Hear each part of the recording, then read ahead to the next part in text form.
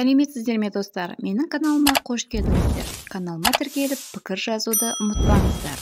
Қайта жанған бақ, 1 бөлім.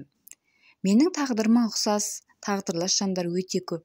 Жастайынан алып қашудың құрбаны болып, сүймеген адаммен отбасын құру қаншалықты қиын екенін түсінемін. Кейінгісі ене, күйеу тарапынан қолдау таппай, керісінше қорлық көру жас келінге өте қиын жағдай. Мұнымен қатар, қанымызға сіңген менталитетімізге тән жағдай ол. Алдымен ел не дейді? Ұят болады. Қайтып келген немесе ажырасқан әйел.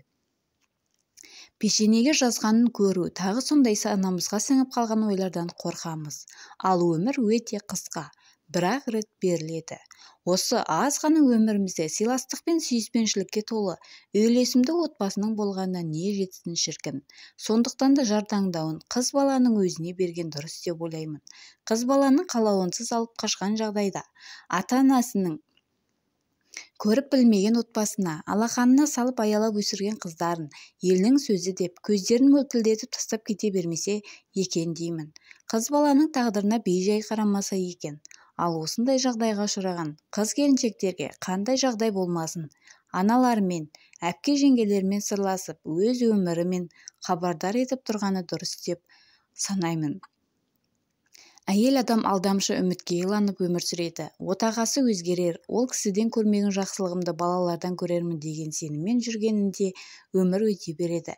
Кейін үміті ақталмайтынын түсінгенінде өте кеш болып кетеді екен.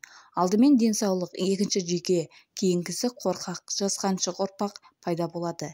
Сол себепті өмірлеріңізді өзгерту өз қолдарыңызда.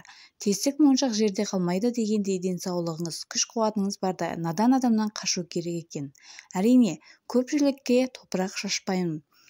Түсінігі мол, жүрегі үлкен ер азаматтарымыз да баршылық. Өзіңіз жақсы жан болсаңыз, осындай ер азамат сізге де жолығар.